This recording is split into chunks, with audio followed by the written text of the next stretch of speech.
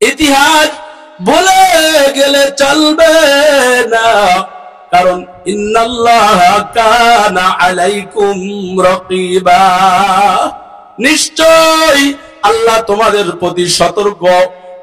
প্রতি সতর্ক দৃষ্টি রাখেন। খবরদার, আল্লাহ পাকের এই সৃষ্টি জগতের ইতিহাস তুমি ভুলে গেলে তুমি নারী হয়েও আল্লাহ পাকের জাহান্নামের 1 নম্বর আসামি হয়ে যাইবা। তুমি পুরুষ হয়েও আল্লাহর কাছে জাহান্নামের আসামি হবা, কারণ জান্নাত এবং জাহান্নামের ফয়সালাকারী দুনিয়ার কোন মানুষ না, একমাত্র যিনি তিনি হলেন আমার আল্লাহ। সকলে বলেন আল্লাহু আকবার। আমার মা বোনেরা, আল্লাহ বলেন, ও বান্দা, খবরদার আমি আল্লাহকে তোমরা ভুলে যেও না। কারণ কি ভুলে গেলি আমি আল্লাহ তোদেরকে বললাম, ইন্নাল্লাহা কানা আলাইকুম রাকিবা, নিশ্চয় আল্লাহ তোমাদের প্রতি সতর্ক দৃষ্টি রাখেন। তোমরা অসতর্ক অবস্থায় ভুল করে ফেলো, তোমরা তওবা করে আল্লাহর কাছে ক্ষমা চাও, কিন্তু আমার আল্লাহ কখনোই, আল্লাহ পাক অসতর্কতা, আল্লাহ পাকের ভুল হয় না, আল্লাহ কোনদিন ভুল করতে পারে না। যিনি সব গুণে গুণান্বিত, যিনার কোনো আইব নাই, যিনার কোনো দোষ ত্রুটি নাই, তিনি হলেন আমার আল্লাহ। সুবহানাল্লাহ। সুতরাং সৃষ্টি জগতের সূচনা নিয়ে কথা বললে অনেক দীর্ঘ সময় কেটে যাবে, তবে আমরা বুঝলাম যে আল্লাহ পাক একজন থেকেই আমাদেরকে বানিয়েছেন। আম্মাজি হাওয়া আলাইহিস সালামকে আল্লাহ পাক বানিয়ে গোটা পৃথিবীর নারী এবং পুরুষদেরকে আল্লাহ পাক আলাদা করে আব্বাজি আদম আলাইহিস সালাম এবং আম্মাজি হাওয়া আলাইহিস সালাম এদের ভিতরে পার্থক্য করে আল্লাহ পাক রব্বুল আলামিন একে অপরের প্রতি ভালোবাসা আর মুহাব্বত দিয়ে পূর্ণ করে তার জীবনকেই ধন্য করেছেন। সুবহানাল্লাহ। অখলাকনাকুম আজওয়াজা, আমি জোড়ায় বান্দা তোমাদেরকে সৃষ্টি করলাম, তোমাদেরকে নারী বানিয়েছি, এজন্য পুরুষের ব্যবস্থা করলাম। ও বান্দা, সব জায়গার ভিতরে জোড়া, এই জোড়া সম্পর্কে যদি তুমি জ্ঞান অর্জন করো, তাহলে তোমার রবকে তুমি সৃষ্টি জগতের ভিতরে তোমার রবকে তুমি দেখতে পাবা। আমার মা বোনেরা, এজন্য আল্লাহর কাছে তওবা করে নেন।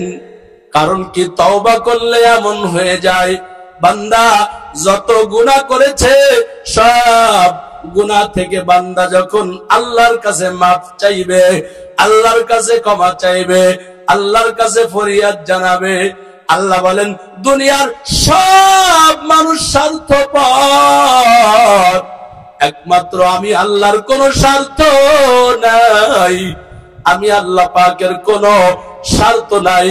আমি কাউকে দেওয়ার কারণে আমার নিয়ামত কখনো কমতি হয় না, আর কাউকে না দিলে আমি আল্লাহর নিয়ামতের কারণে আমার কোনো শক্তি বৃদ্ধি হয় না। আমার নিয়ামত পাইয়া যদি তোমরা না শুকরিয়া করো, কারণ কি, সৃষ্টি জগতের ইতিহাসের দিকে তাকাও, কারণ আল্লাহ পাকের সব নবী, সমস্ত আম্বিয়া কেরাম সৃষ্টি জগতের দিকে তাকায়া আল্লাহ পাকের তাওহীদের বাণী কালিমা তৈয়বা জবানে উচ্চারণ করে তারা এই জমিনে জান্নাতের বাসিন্দা হয়ে কবরে রওনা করতেন। সুবহানাল্লাহ। আমার মা বোনেরা, এজন্য সৃষ্টি জগৎ নিয়ে আমি বেশি কথা বলতে চাই না। যদি বলতেই হয় তাহলে অনেক সময়ের প্রয়োজন, সেই সময় আমার হাতে নেই। গত রাত্রে আমার প্রোগ্রাম ছিল বাংলাদেশের এক প্রান্তে, জামালপুরের শেষের দিকে, সুতরাং একটা মিনিটও আমার রাত্রে ঘুম হয় নাই। যেহেতু ওয়াদা করেছি আপনাদেরকে বয়ান শোনাবো বিধায় চলে এসেছি। এজন্য অসুস্থতা নিয়ে ঘুম না হলে কণ্ঠ ভেঙে যায়। মানুষের অসুস্থতার কোনো সীমারেখা নেই। এতটা অসুস্থ হয়ে পড়ে ঘুম না হওয়ার কারণে মানুষের কণ্ঠ ভেঙে যায়, তার ভিতর থেকে আওয়াজ বের হয় না। তারপরেও এসেছি, অল্প সময় কিছু কথা বলবো। আল্লাহ পাক আমাকে এবং আপনাদেরকে আমলের তৌফিক দান করেন। আমার মা বোনেরা, তাহলে সৃষ্টি জগতের ভিতরে যদি আমরা লক্ষ্য করি, হযরত সুলাইমান আলাইহিস সালাতু ওয়াস সালাম তিনি এমন পাওয়ারওয়ালা পয়গম্বর, যিনাকে এত পাওয়ার দিয়েছেন তিনি হলেন আমার রব, আমার আল্লাহ। সুবহানাল্লাহ পড়েন। আমার মা বোনেরা, সুলাইমান আলাইহিস সালাম আল্লাহর এত বড় একজন পয়গম্বর।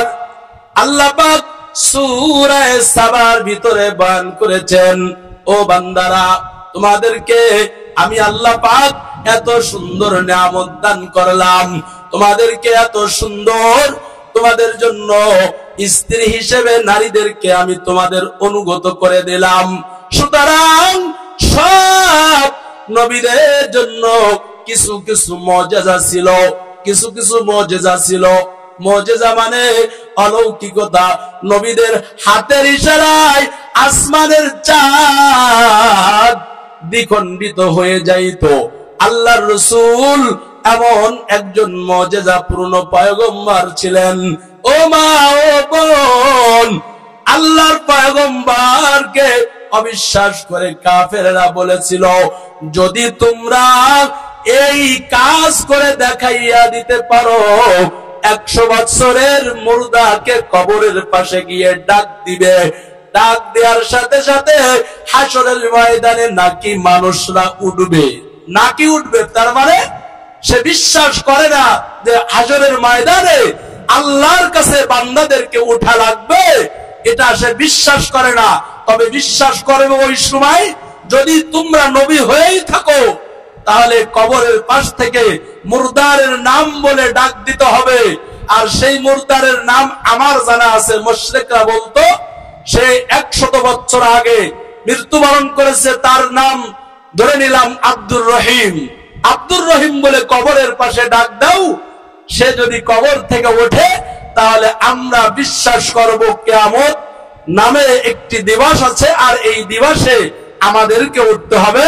যদি সে না ওঠে তাহলে কোনদিন আমরা এই কথাকে বিশ্বাস করব না, বরং নিজের হাতের তরবারি দিয়ে তোমাকে দ্বিখণ্ডিত করে দেব। নাউজুবিল্লাহ পড়ে। কথাটা কি সাধারণ কথা না? আসমান এবং জমিনের চাইতে বড় ওজনওয়ালা কথা। সুতরাং আল্লাহর পয়গম্বর তিনি চিন্তিত হয়ে গেলেন, কি করা যায়। এভাবে অসংখ্য নবীদেরকে মুশরিক এবং কাফের বদদিনেরা এভাবে পরীক্ষা নিয়েছিল, আর সেই মহা পরীক্ষায় আল্লাহ পাক তাদেরকে উত্তীর্ণ করেছিলেন। সকলে বলেন আলহামদুলিল্লাহ।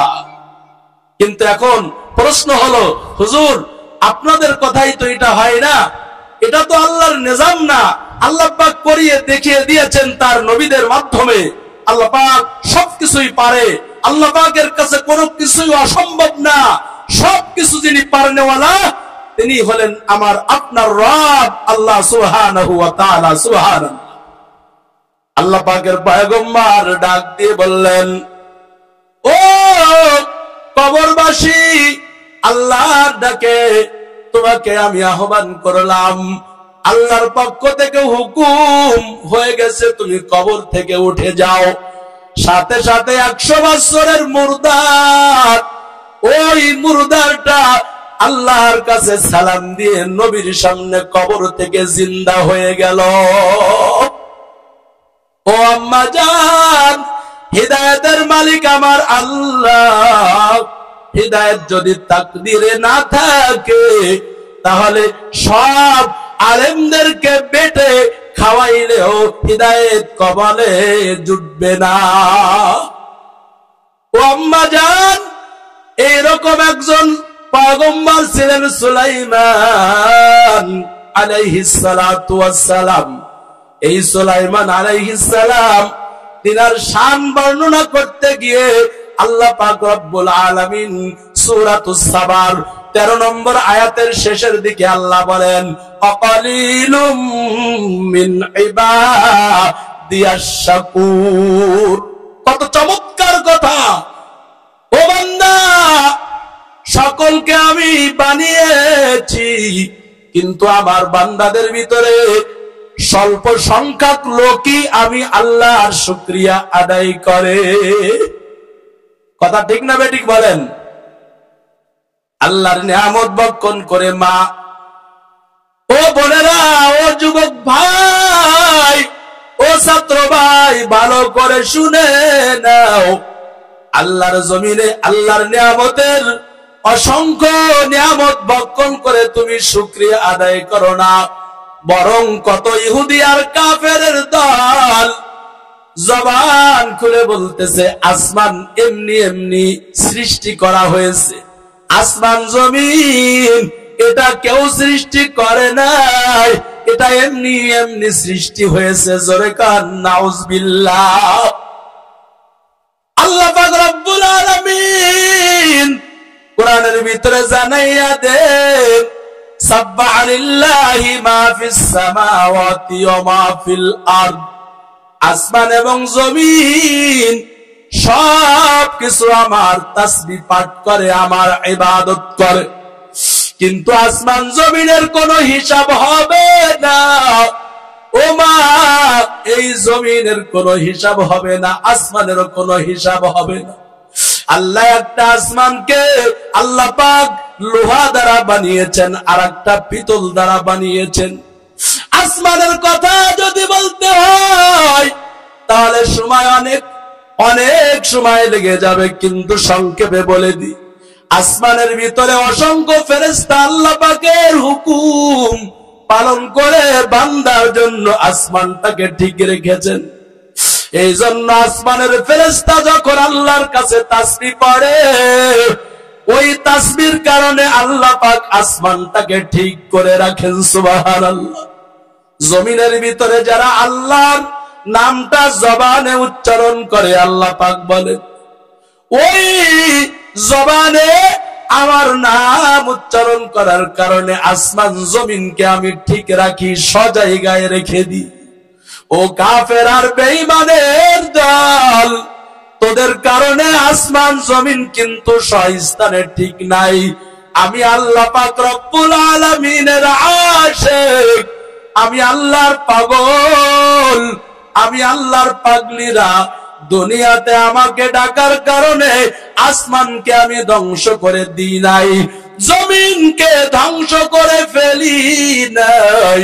সুতরাং জমিনে যতদিন বেঁচে থাকবো গোলামি করব আমি আল্লাহর। আল্লাহু আকবার। কার গোলামি করব? আল্লাহর গোলামি করব।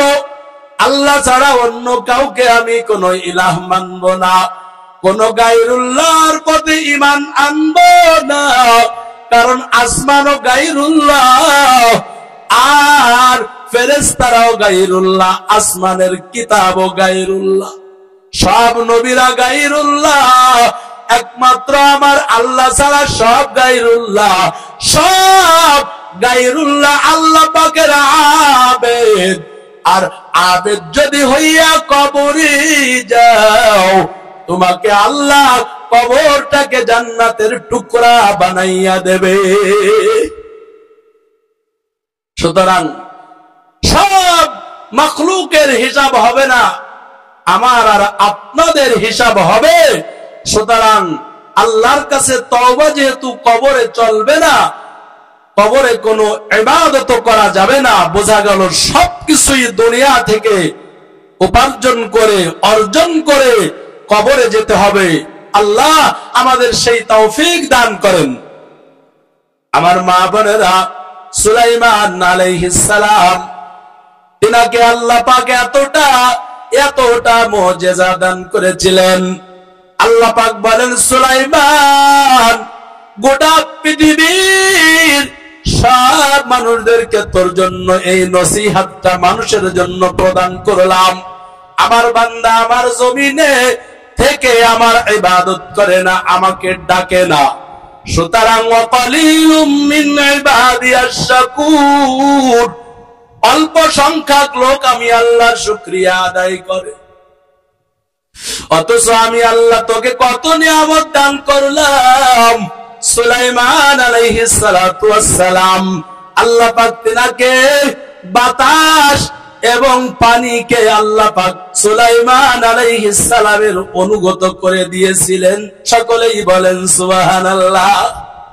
ও আম্মা জান, আরবের ভিতরে কোন মোটর সাইকেলের কোন ব্যবস্থা ছিল না, আরবের ভিতরে কোন বিমান ছিল না, কোন হেলিকপ্টার ছিল না, কোন যানবাহন ছিল না, একমাত্র উট এবং ঘোড়া ছিল আরবের ভিতরে যানবাহনের একমাত্র যানবাহন। তাফসীরের ভিতরে সূরাতুস সাবার তাফসীরের ভিতরে দেখলাম আরবের ভিতরে একটা তেজস্ব ঘোড়া, ওই ঘোড়া লাগাতার একটা সেকেন্ডও দাঁড়াবে না, একটা সেকেন্ডও বিলম্ব করবে না। লাগাতার যদি একটা ঘোড়া একদিন না, 2 দিন না, 10 দিন না, 20 দিন না, 1 মাস যদি লাগাতার একটা সবচাইতে শক্তিশালী ঘোড়া যদি দৌড়াইয়া 1 মাস যেই দিকে যত পথ অতিক্রম করতে পারবে, অত পথ সুলাইমান আলাইহিস সালাতু ওয়াস সালাম নাস্তার আগে আল্লাহ পাকের আসমান দিয়ে বাতাসের সাথে অত দূর নাস্তার আগে আগমন করতেন। সুবহানাল্লাহ। একটা তেজস্ব ঘোড়া 1 মাস দৌড়াইয়া যত পর্যন্ত সে পৌঁছতে না পারে, সুলাইমান আলাইহিস সালাম নাস্তা দিয়েছে, সেটা খেতে যতটুক টাইম লাগে এতটুক টাইমের ভিতরে এত পথ অতিক্রম করতে পারে বাতাসকে অনুগত করে দিয়েছিলেন।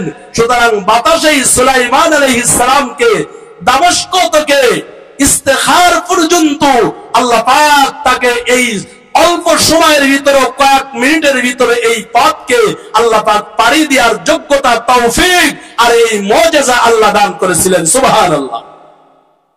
সুতরাং সেই আল্লাহ কি এখনো নাই? সে আল্লাহর শক্তি কি দুর্বল হয়ে গেছে?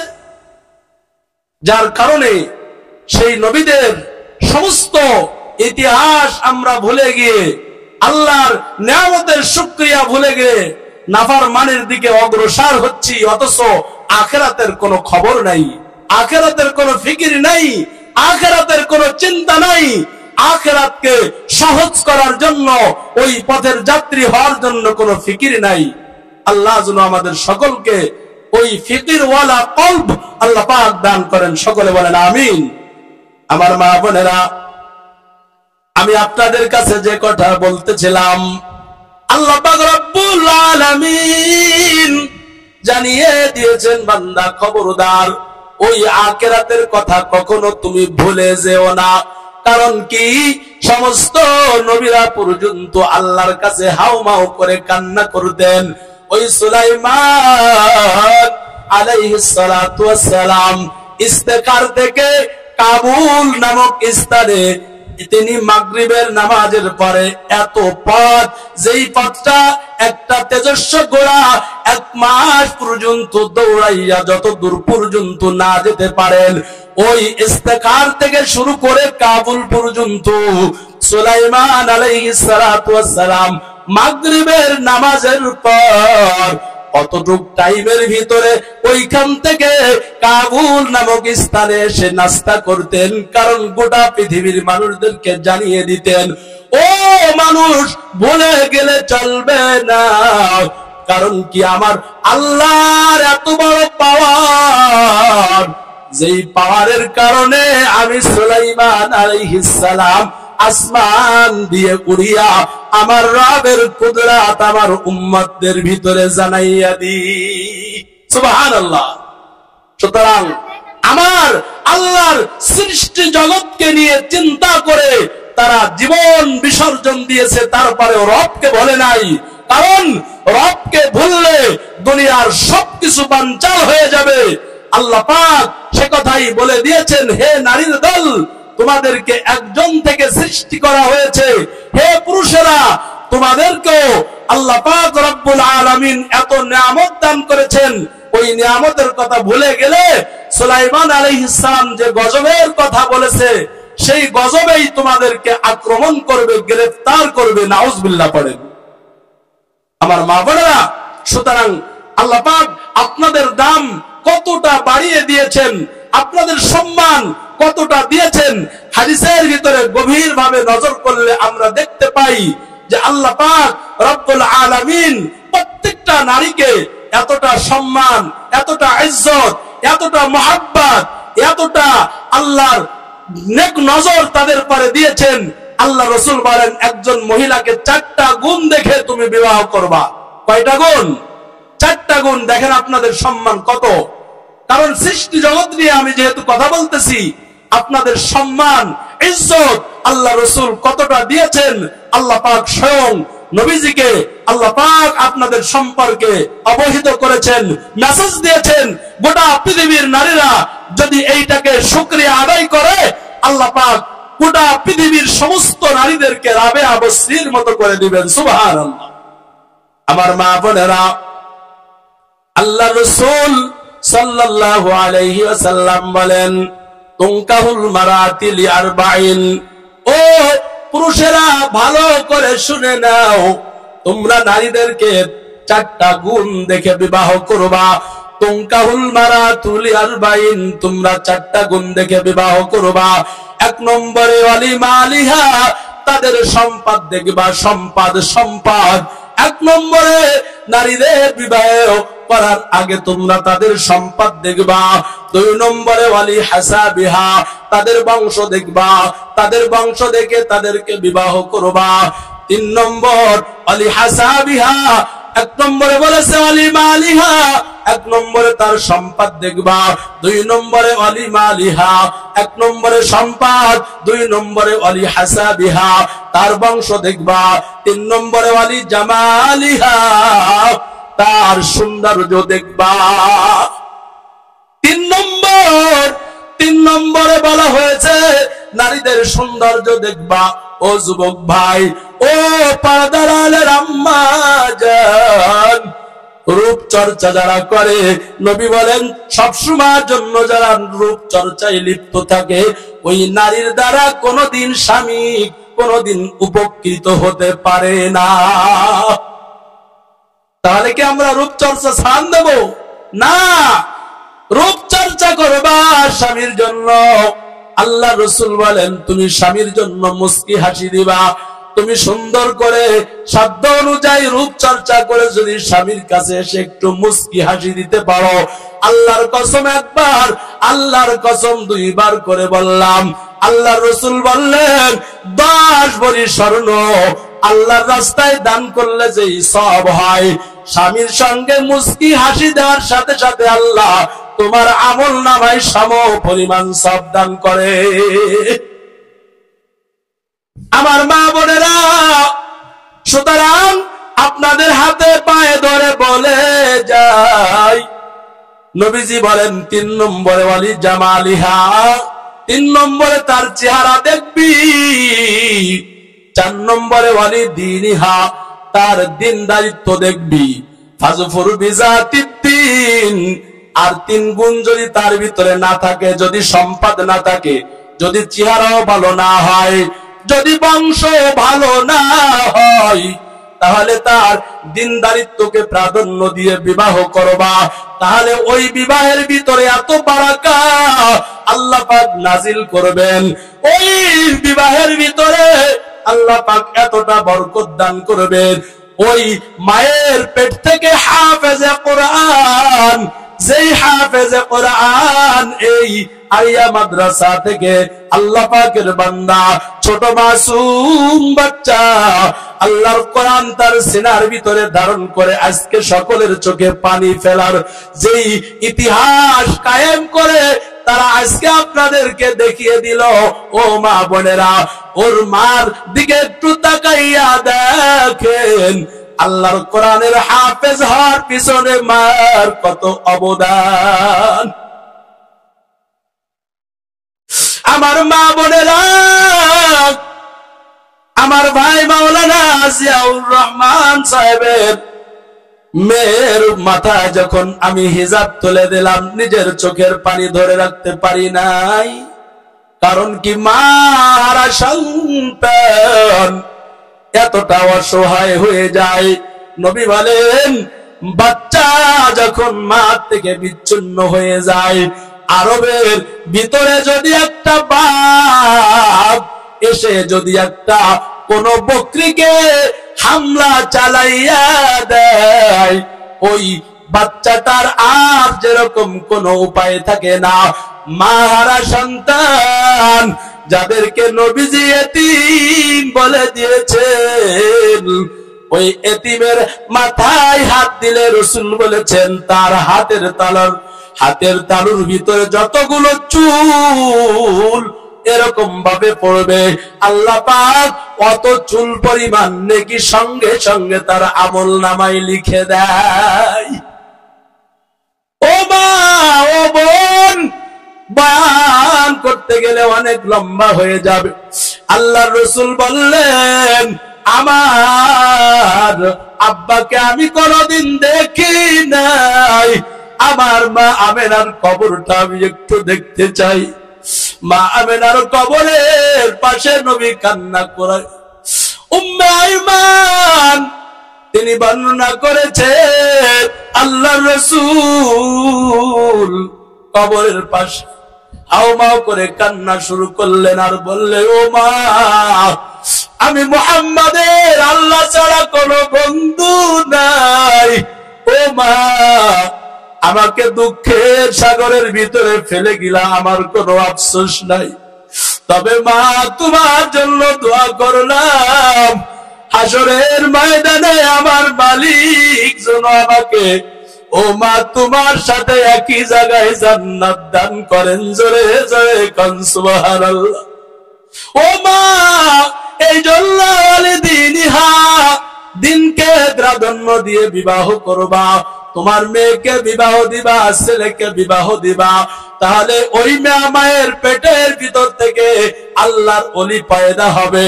কারণ কি, একমাত্র কারণ আল্লাহর মুহাব্বত তার দিলের ভিতরে পয়দা হওয়ার জন্য আল্লাহর রাসূলের আদর্শ অনুসরণ করা লাগবে। কারণ কি, একই মায়ের পেটের সন্তান একজন আল্লাহর ওলি হয়ে কবরে যায়, আর একজন সিনেমা হলের নায়িকা হয়ে কোটি কোটি মানুষের চরিত্র নষ্ট করে। এর পিছনে তাকদীর এবং বাদ আমলের কারণটা একমাত্র কারণ। আল্লাহর রাসূল বলেছেন, খবরদার খবরদার, গুনাহ করিয়া যদি কবরে যাও, ওই কবরের ভিতরে বিচ্ছু এবং সাপ এসে হাজির হয়ে যাবে। ওয়াইদাল কুবুর বুযিরাত, কবর থেকে যখন তোমাদেরকে ডাকা হবে, তখন কি করিয়া তোমরা চিল্লাবা? একমাত্র বলবে, আল্লাহ আমাকে বাঁচাও, আমাকে বাঁচাও, আমাকে তুমি কবরের আযাব থেকে বাঁচাও।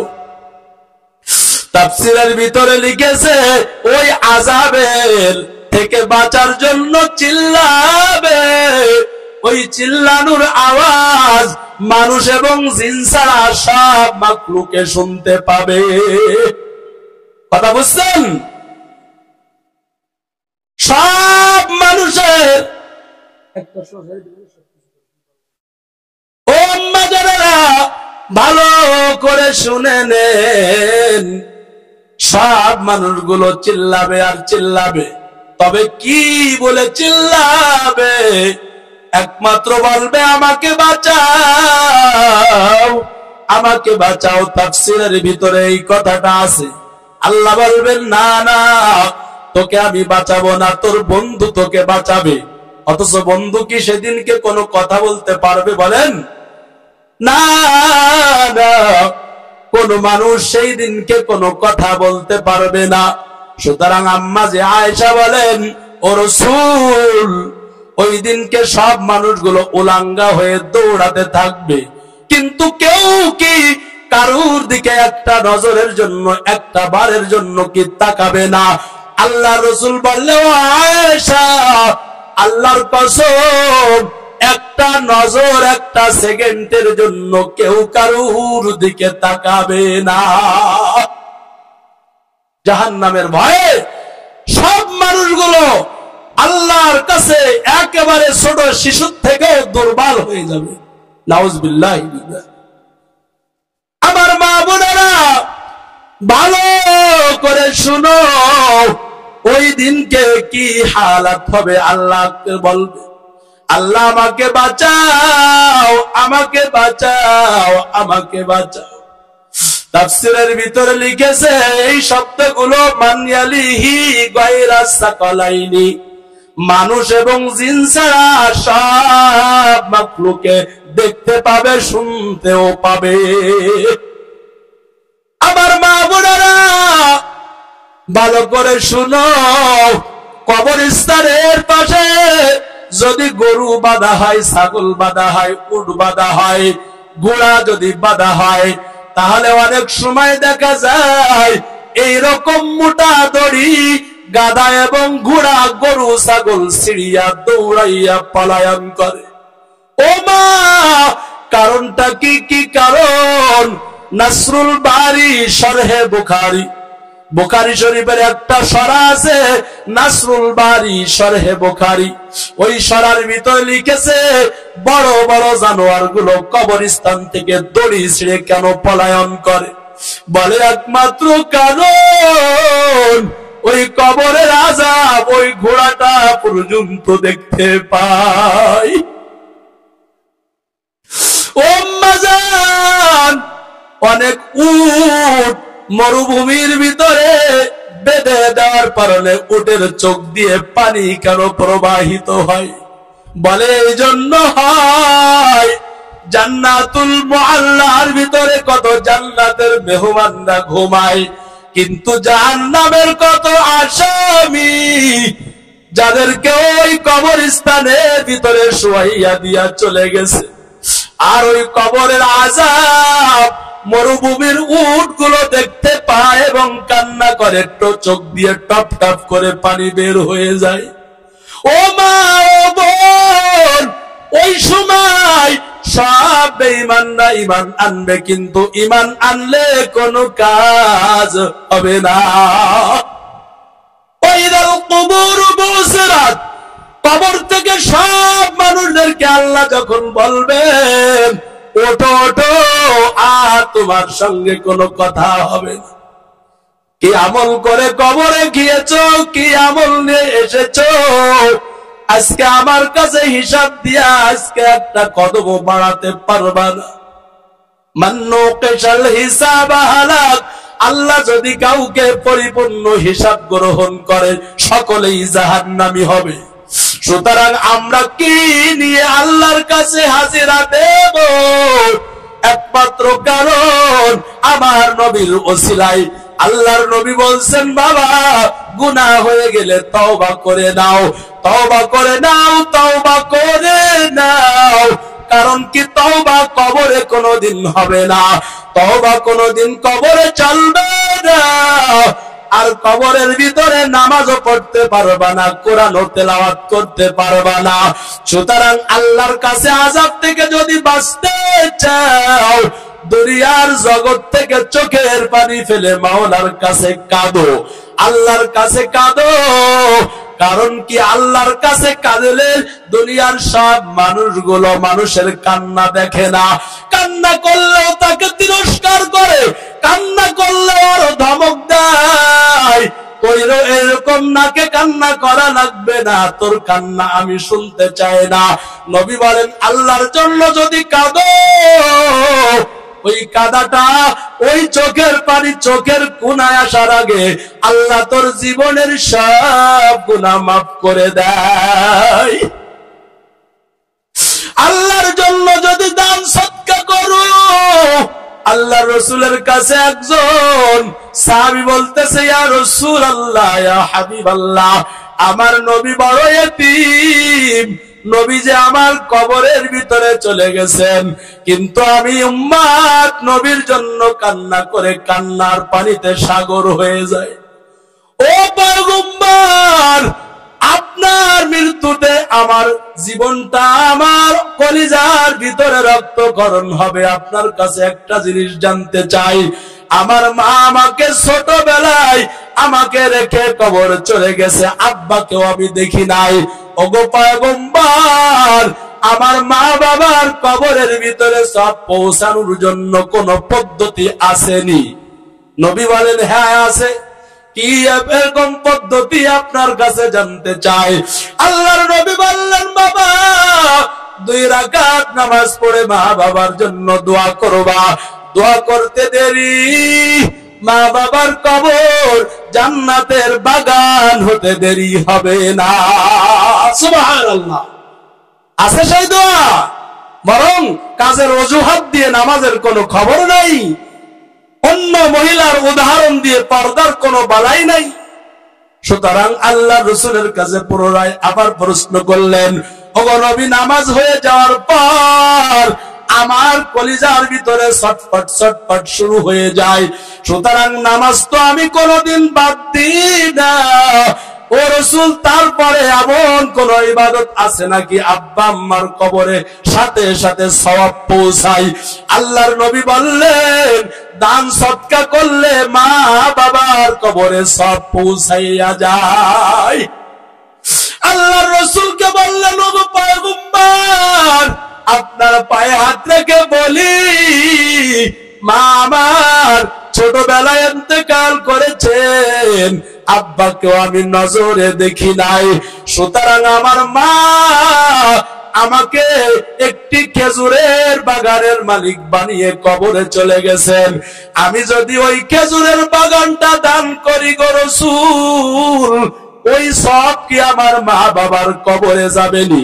নবী বলেন, ওয়াল্লাহি বিল্লাহি তাল্লাহি, আল্লাহর কসম, এই দানের কারণে মা বাবার কবরটা জান্নাতের বাগান হইয়া যায়।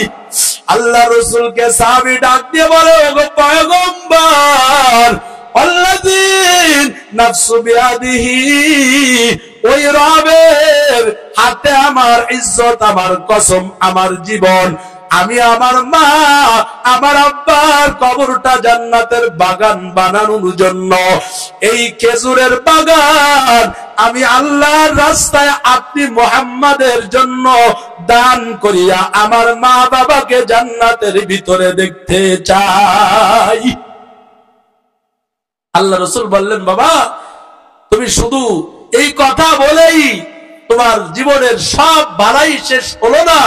আমি তোমাকে গ্যারান্টি দিলাম, আল্লাহর পরে ভরসা রেখে, তোমার এই সদকা, তোমার এই দান, এটা তোমার মা বাবার কবরে বলার সাথে সাথেই আল্লাহ পাক পৌঁছে দিয়েছেন। সুবহানাল্লাহ পড়েন। শুধু তাই নাই, তুমি আমাকে তো ঋণী করে ফেললা। সুতরাং আমি রাসূল যেদিনকে হাসরের ময়দানে আল্লাহ পাক আমাকে সম্মান যদি দান করেন, তাহলে ওই দিনকে হযরতে আবু বকরের সাথে যে ওয়াদা করেছিলাম, তোমাকে না নিয়ে আমি রাসূল জান্নাতে যাব না, ওমরকে বলেছেন তোমাকে না নিয়ে আমি জান্নাতে যাব না, সুতরাং আমি রাসূল তোমার কাছে ঋণী হয়ে গেলাম।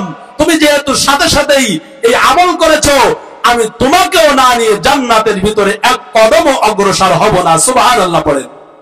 আমার মা বাবা, সুতরাং আপনারা মা বাবার উদ্দেশ্য করে, সন্তানের উদ্দেশ্য করে, শ্বশুর শাশুড়ির উদ্দেশ্য করে, নিজের আব্বা, নিজের মা, নিজের দাদা দাদি, নানা নানি, তাদের রূহের মাগফিরাতের জন্য এই মাহফিল থেকে আল্লাহর কোরআনের জন্য, মাদ্রাসার জন্য ওই সাবিয়ালা ইমাম তৈরি করে কে কে আছেন 1000 টাকা করে এই মাদ্রাসার জন্য দান করবেন, আজীবন সদস্য হবেন নগদ 1000 টাকা করে।